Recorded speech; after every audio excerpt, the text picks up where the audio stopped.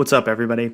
This is Scott Lombard. I'm a channel solutions engineer with Beyond Trust, and today we're going to be going over how to enable the customer-initiated chat function from the ITSM service portal page. The prerequisite for this is that you're going to have already integrated your remote support appliance into your ServiceNow instance. If you haven't done so already, that can be found in our document library at beyondtrust.com. On page 28 of the integration guide, you'll see the feature mentioned without a whole lot of detail.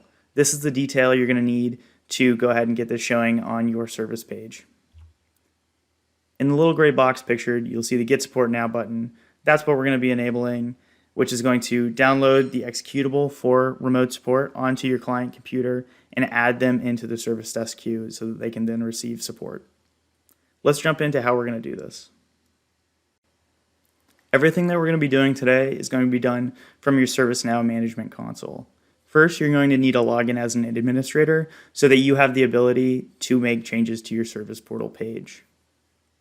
Once done, go to the upper left-hand corner in the filter navigator, type Service Portal Configuration.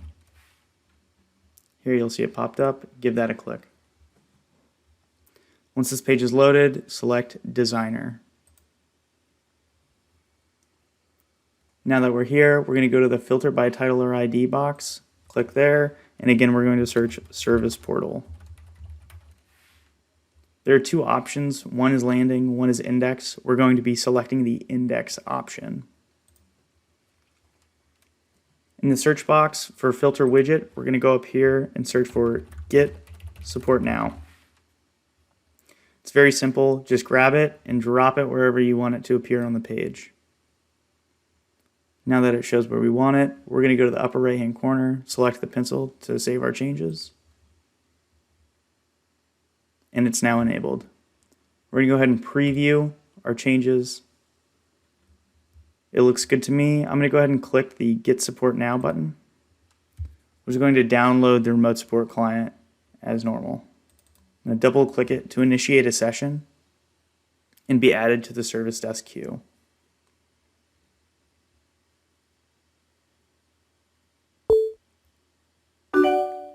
Now we'll see that we have been added to the service desk queue and the session can be accepted and help can be administered.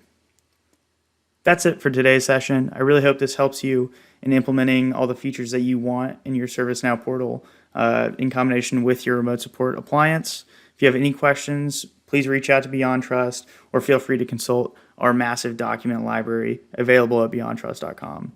Thank you very much. Have a good day.